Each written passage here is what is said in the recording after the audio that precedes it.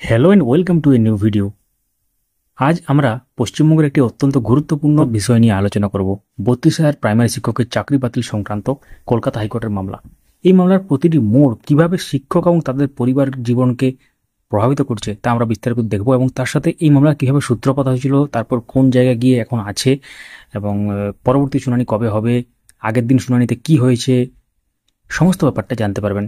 এবং total 32,000 related যে matter, primary 2016 recruitment প্রসেসের মধ্যে যে আনট্রেন্ড ক্যান্ডিডেটদের যে মামলা, যে 32,000 প্যানেল বাতিল সংক্রান্ত যে মামলা, সেই মামলার বিস্তারিত তথ্য পাবেন। শুরু করা যাক। অবশ্যই চ্যানেলটিকে সাবস্ক্রাইব করে রাখুন, পাশে থাকা বেল আইকন প্রেস করে অল করে দেবেন, তাহলে ইম্পর্টেন্ট যে আপডেটগুলো সেগুলো মিস করবেন না। যারা ফেসবুক থেকে দেখছেন পেজটিকে ফলো করে রাখুন। এই মামলার সূত্রপাত হয়েছিল তৎকালীন মাননীয় বিচারপতি অভিজিৎ গঙ্গোপাধ্যায়ের একক বেঞ্চের নির্দেশে, যেখানে 32,000 প্রাথমিক শিক্ষকের চাকরি বাতিল করা হয়। এরপর রাজ্য সরকার এই রায়ের বিরুদ্ধে ডিভিশন বেঞ্চে আপিল করে। বর্তমানে মাননীয় বিচারপতি তপব্রত চক্রবর্তী এবং মাননীয় বিচারপতি ঋতব্রত কুমার মিত্রের ডিভিশন বেঞ্চে এই মামলার শুনানি চলছে। মামলাটি আপনারা জানেন MAT 873/2023, যেখানে পশ্চিমবঙ্গ প্রাথমিক শিক্ষা পর্ষদ আবেদন করে এবং প্রিয়াঙ্কা নস্কর এবং অন্যান্যরা উত্তরদাতা। শিক্ষা পর্ষদ এবং শিক্ষকদের যে যুক্তি, এটা নিয়ে আমরা একটু আলোচনা করি।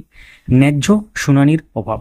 শিক্ষা পর্ষদের আইনজীবী কিশোর দত্ত মহাশয় প্রশ্ন তোলেন যে মাননীয় বিচারপতি গঙ্গোপাধ্যায় কি সমস্ত পক্ষকে সমান সুযোগ দিয়েছিলেন। তিনি অভিযোগ করেন বিচার প্রক্রিয়াটি একতরফা এবং তড়িঘড়ি করা হয়েছিল, যেখানে স্বচ্ছতা বা নিরপেক্ষতার অভাব ছিল। অর্থাৎ আপনারা জানেন যে রাজ্যের অ্যাডভোকেট জেনারেল কিশোর দত্ত মহাশয়, তিনি প্রথম দিন থেকেই এটার এই যে শুনানিটা শুরু হয়েছিল মহামান্য ডিভিশন বেঞ্চে, প্রথম দিন তিনি বলেছিলেন এবং তারপরেও কিন্তু তিনি বলেছিলেন, এবং গত যে শুনানি হয়েছে সেখানে সিনিয়র আইনজীবী কল্যাণ বন্দ্যোপাধ্যায় বলেছিলেন। সেই ব্যাপারে আমরা আসছি। তো শিক্ষকদের বাদ দেওয়া এবার 2017 সালে নিযুক্ত, 2016 রিক্রুটমেন্ট প্রসেস 2017 সালে নিয়োগ করা হয়েছিল, তার পরবর্তী ক্ষেত্র হয়েছিল। তো 2017 সালে নিযুক্ত শিক্ষকদের পক্ষে সিনিয়র অ্যাডভোকেট কল্যাণ বন্দ্যোপাধ্যায় যুক্তি দেন যে একক বেঞ্চ বা প্রাথমিক ডিভিশন বেঞ্চের শুনানিতে 32,000 শিক্ষকের এই মামলার পক্ষ করা হয়নি। এই মামলার পক্ষ করা এই যে মামলায় তার যে একটা পার্টি করা হয়নি অ্যাকচুয়ালি আর কি, যা প্রাকৃতিক ন্যায় বিচারের নীতি লঙ্ঘন করে বা ন্যাচারাল জাস্টিস যে রুল বা নীতি, সেটাকে লঙ্ঘন করে। আবেদনের বাইরে রায় এমন কিন্তু বলা হচ্ছে। কল্যাণ বন্দ্যোপাধ্যায় আরও বলেন যে মূল আবেদনে 32,000 চাকরি বাতিলের দাবি ছিল না, এবং একক বেঞ্চের বিচারকের এই ধরনের নির্দেশ আইনত প্রশ্নবিদ্ধ, এটা কিন্তু তিনি বলছেন। এবং দুর্নীতির প্রমাণের অভাব। তিনি দুর্নীতির অভিযোগকেও চ্যালেঞ্জ করেন, বলেন যে শুধুমাত্র সন্দেহের ভিত্তিতে 32,000 চাকরি বাতিলের ন্যায্যতা প্রমাণের জন্য সুনির্দিষ্ট প্রমাণ বা সিবিআই রিপোর্ট ছিল না। তার দাবি পদ্ধতিগত ত্রুটি বনাম ব্যক্তিগত শাস্তি। এই প্রসঙ্গে কল্যাণ বন্দ্যোপাধ্যায় যুক্তি দেন, যদি নিয়োগ প্রক্রিয়া অনিয়ম থাকে তবে এর দায় পর্ষদ এবং নিয়োগ সংস্থার, ব্যক্তিগত শিক্ষকদের নয়, যারা এই ব্যবস্থার উপর আস্থা রেখেছিল। তিনি জোর দেন এটি একটি পদ্ধতিগত ত্রুটির জন্য সম্মিলিত শাস্তি। অবৈধ প্রক্রিয়া সম্পর্কে যদি এখানে বলা চলে, সেক্ষেত্রে তিনি দাবি করেন যেটা, যে তৎকালীন মাননীয় বিচারপতি গঙ্গোপাধ্যায় একটি আইনত অজানা পদ্ধতি অনুসরণ করেছিলেন, যেখানে প্রভাবিত পক্ষদের ডাকা হয়নি বা ব্যাখ্যা চাওয়া হয়নি একটি একতরফা রায় দেওয়ার আগে। তো ডিভিশন বেঞ্চের যে উদ্বেগ বা ডিভিশন বেঞ্চের যে ব্যাপারটা হয়েছিল, মহামান্য ডিভিশন বেঞ্চ উত্তরপত্র মূল্যায়নের জন্য বাহ্যিক সংস্থাগুলির নিয়োগ প্রক্রিয়া নিয়ে উদ্বেগ প্রকাশ করেছেন। অর্থাৎ এক্ষেত্রে আপনারা জানেন যে যেসব থার্ড পার্টি সংস্থাকে দায়িত্ব দেওয়া হয়েছিল এভ্যালুয়েশনের জন্য বা OMR সংক্রান্ত ব্যাপার, সেগুলো আলাদা ব্যাপার। এভ্যালুয়েশনের জন্য এক্ষেত্রে উত্তরপত্র মূল্যায়ন যদি বলা হয়, তো তাদের যোগ্যতা এবং স্বচ্ছতা যাচাই নিয়ে প্রশ্ন উঠছে এখানে।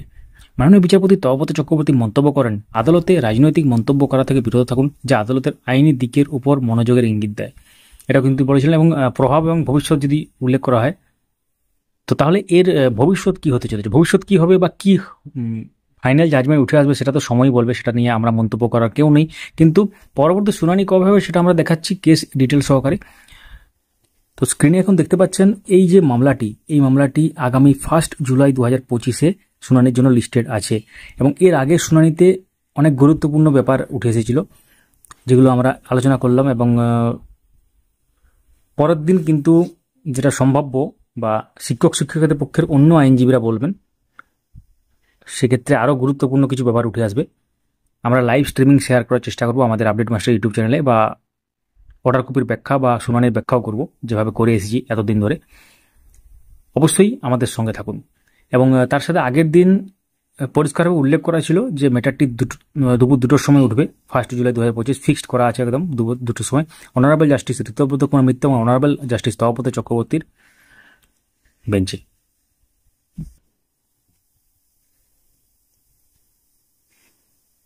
তাহলে এই ছিল পুরো ব্যাপার।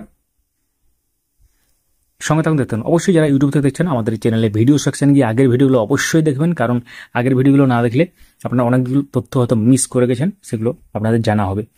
ফেসবুকে অবশ্যই যুক্ত থাকবেন, কারণ ফেসবুক পেজে আমরা ক্রমাগত ডেলি শর্ট অ্যান্ড সিম্পলভাবে আপডেটগুলো দিয়ে থাকি। আপডেট মাস্টার লিখে সার্চ করুন ফেসবুকে এবং অবশ্যই ফলো করে রাখুন। এবং যারা আমাদের টেলিগ্রাম চ্যানেল যুক্ত নেই, টেলিগ্রামে গিয়ে সার্চ করুন আপডেট মাস্টার 4 এবং সেখান থেকে ফলো করুন। সমস্ত রকম লিঙ্ক ডেসক্রিপশনে দেওয়া আছে। কোনো কিছু অসুবিধা হলে বা কোনো প্রশ্ন থাকলে কমেন্ট করুন।